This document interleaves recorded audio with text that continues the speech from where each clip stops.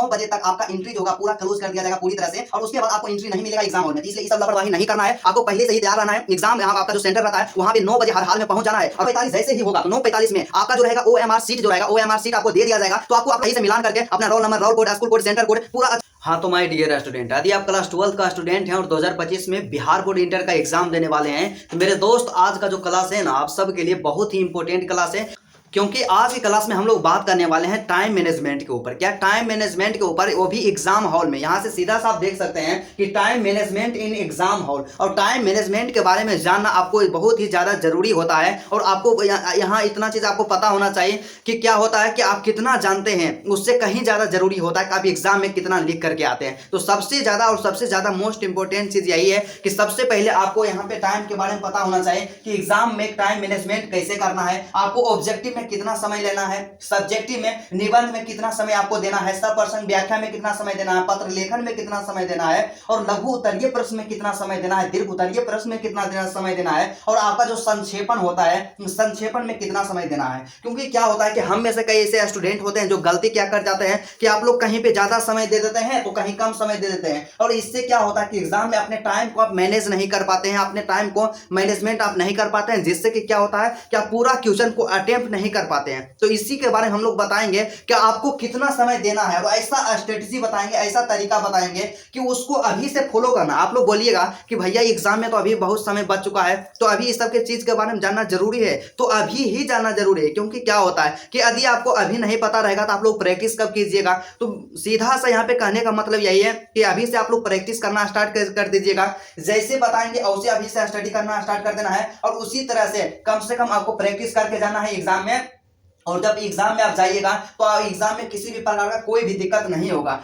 तो चलिए आज की क्लास बिना टाइम का इन्वेस्ट किए मेरे दोस्त स्टार्ट करते हैं। बस आपसे एक छोटा सा रिक्वेस्ट है, यदि आप मेरे चैनल पे नए हैं तो चैनल को सब्सक्राइब जरूर कर लीजिएगा। तो सबसे पहले बात कर लेते हैं हिंदी के ऊपर। क्या हिंदी के ऊपर, तो हम लोग जानते हैं कि हिंदी का जो भी आपका एग्जाम होगा, क्या हिंदी का जो भी आपका एग्जाम होगा, जैसे कि 2023 का पेपर है, तो यहाँ पे सीधा सा समय जो लिखा गया है टोटल 3 घंटा 15 मिनट का समय होता है। क्या 3 घंटे 15 मिनट का, और 15 मिनट जो मिलता है आपको एक्स्ट्रा समय मिलता है। तो मतलब सीधा सा हम मान करके चले कि आपको एग्जाम में टाइम जो मिलेगा, समय जो मिलेगा हिंदी के लिए केवल 3 घंटा मिलेगा। क्या 3 घंटा मिलेगा। तो इस 3 घंटा को कैसे मैनेज करना है, एग्जाम में किस तरह से लिखना है, उसी के बारे में हम लोग डिस्कशन करते हैं।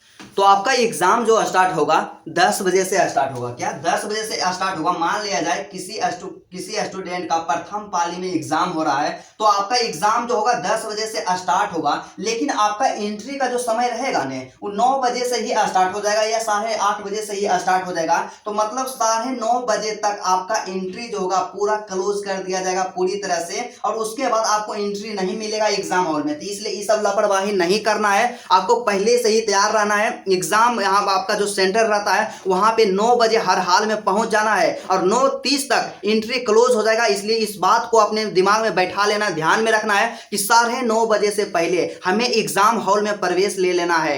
वहां पे एग्जाम हॉल में चल जाना है और जा करके अपना सीट पे बढ़िया से बैठ जाना है। ठीक है, तो जब यहाँ पे 9:30 बजे आप लोग एंट्री ले लीजिएगा, और उसके बाद आपका जो यहाँ से 9:45 होगा नहीं, क्योंकि देखिए हम एग्जाम दे चुके हैं, इसलिए पर्सनल इंफॉर्मेशन और नॉलेज है कि एग्जाम हॉल में किस तरह से काम होता है। तो यहाँ पे 9:45 जैसे ही होगा तो 9:45 में आपका जो रहेगा OMR सीट जो रहेगा, OMR सीट आपको दे दिया जाएगा। तो आप लोग जानते हैं गलती क्या करते हैं, हम भी देखे थे जब हम एग्जाम देने के लिए गए थे, तो कई ऐसे स्टूडेंट मेरे आसपास में बैठे हुए थे जो वहां पे 9:45 में उसको OMR पेपर मिल गया। तो उसमें क्या रहता है, आपका नाम लिखना रहता है, आपका स्कूल का कोड लिखना रहता है, आपका सेंटर का कोड लिखना रहता है, आपका सब्जेक्ट का कोड लिखना रहता है। तो इस तरह का कई सारे इंफॉर्मेशन वहां पे फिलअप करना होता है। तो कई सारे स्टूडेंट वहां पे क्या करते हैं, 15 मिनट का टाइम इन्वेस्ट कर देते हैं, उसमें सिर्फ अपने बैठे रहते हैं और इधर उधर करते रहते हैं। तो आपको ऐसा मिस्टेक नहीं करना है। 15 मिनट, देखिए आपका एग्जाम जो स्टार्ट होगा भाई 10 बजे से स्टार्ट होगा,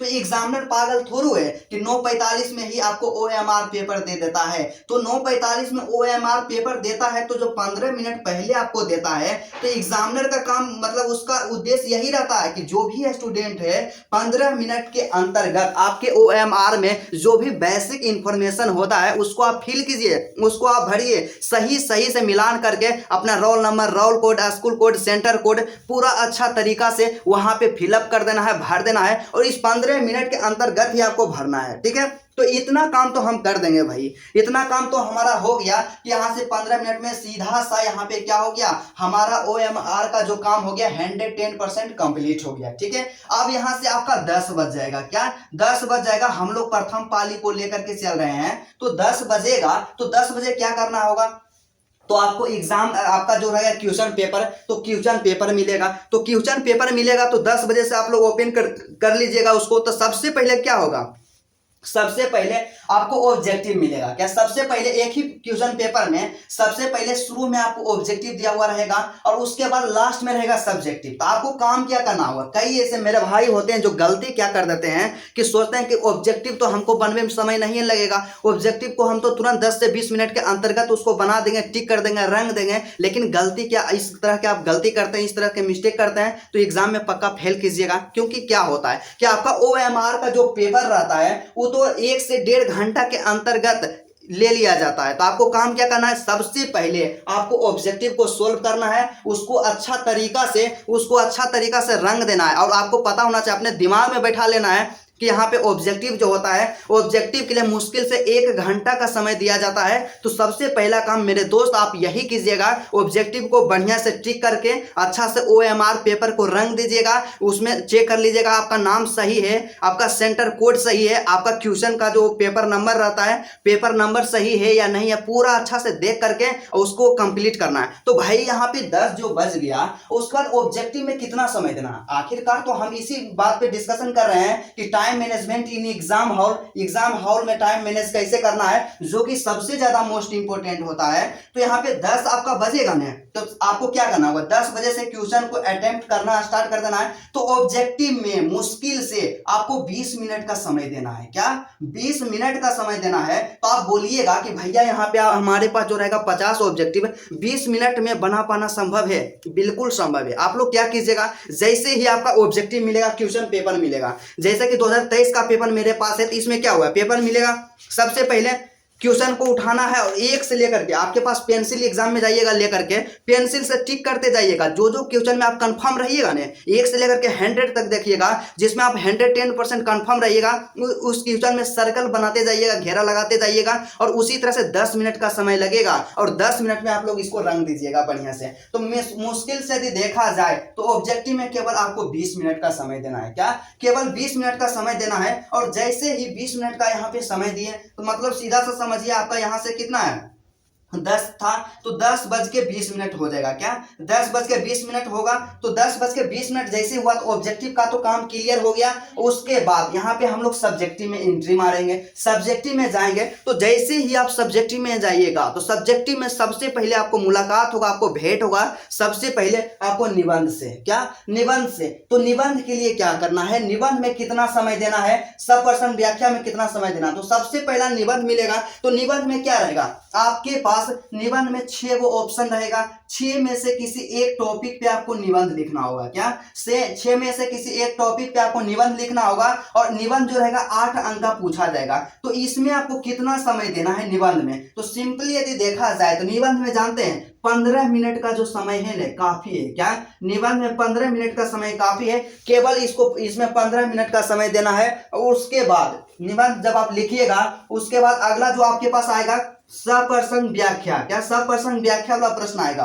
और सप्रसंग व्याख्या वाला जो क्वेश्चन आपसे पूछा जाएगा, टोटल 2 क्वेश्चन पूछा जाएगा। क्या टोटल 2 क्वेश्चन पूछा जाएगा, एक रहेगा आपका काव्य खंड से और एक रहेगा आपका गद्य खंड से। तो 2 को क्वेश्चन पूछा जाएगा, तो 2 क्वेश्चन पूछा जाएगा ना व्याख्या करे वाला, और प्रत्येक क्वेश्चन 4 अंक का रहेगा। तो 4 गुना 2 कीजिएगा, टोटल 8 अंक का रहेगा। तो आपको क्या करना होगा, 2 को व्याख्या करने के लिए पूछा जाएगा, तो 1 को व्याख्या करने में आपको समय देना है जो 10 मिनट का समय देना है, और 2 को व्याख्या करना रहे तो सीधा सा समझिए व्याख्या करने में केवल 20 मिनट का ही समय देना है। क्या 20 मिनट का समय देना है, इससे ज्यादा समय नहीं देना है। और जब आप व्याख्या कर लीजिएगा, उसके बाद जानते क्या आएगा, पत्र लेखन आएगा। क्या पत्र लेखन आएगा। तो पत्र लेखन क्या होता है भाई, पत्र लेखन कितने अंक का पूछा जाता है? तो पत्र लेखन जो आपसे एग्जाम में पूछेगा टोटल 5 अंक का पूछेगा। तो पत्र लेखन में आपको काम क्या करना होगा, सबसे पहले एक रहेगा आवेदन पत्र आएगा, जो कि किसी कार्यालय में लिखा जाता है, जैसे प्रधानाध्यापक के पास आपका जो होते हैं वहां पे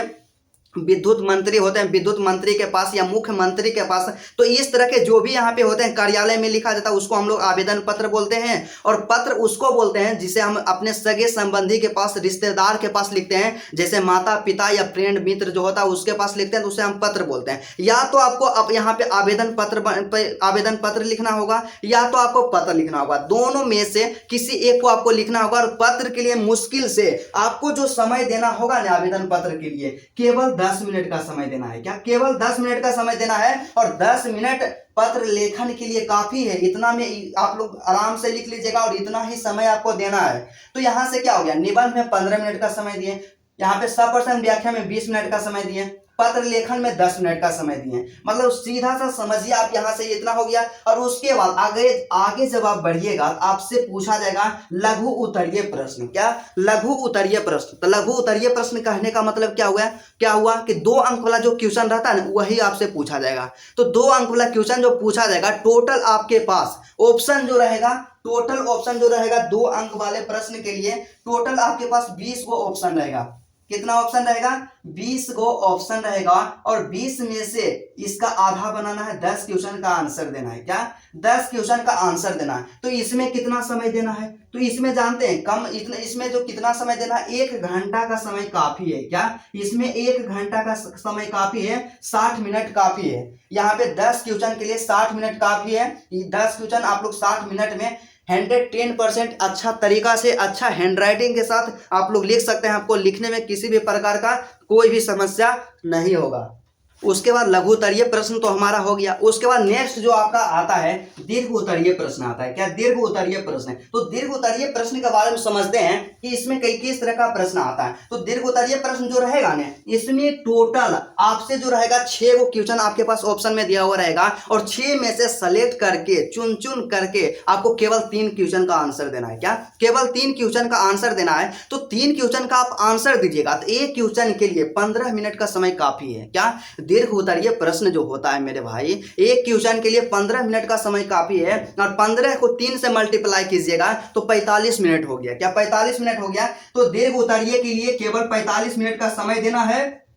और टारगेट देना है कि एक क्वेश्चन पे केवल 15 मिनट का समय देना और 15 मिनट का समय सेट कर देना है। और एग्जाम में तो आप लोग घड़ी पहन करके जाइए कीजिएगा, वॉच पहन करके जाइए कीजिएगा।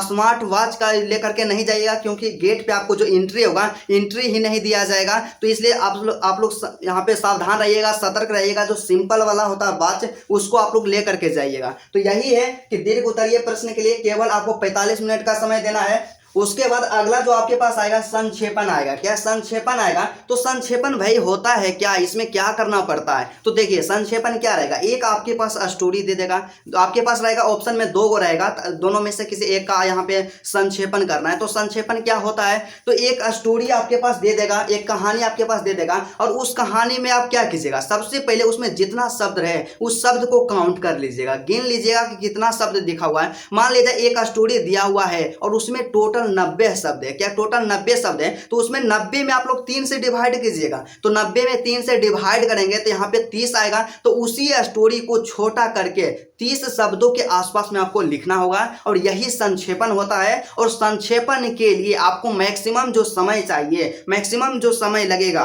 केवल 10 मिनट का समय लगेगा। क्या? केवल 10 मिनट का समय लगेगा। तो सीधा सा यहाँ पे समझा जाए, एक शब्दों में यहाँ पे देखें तो आपको क्या काम करना होगा। 10 बजे से एग्जाम आपका स्टार्ट हो गया। क्या? 10 बजे से एग्जाम आपका स्टार्ट हो गया।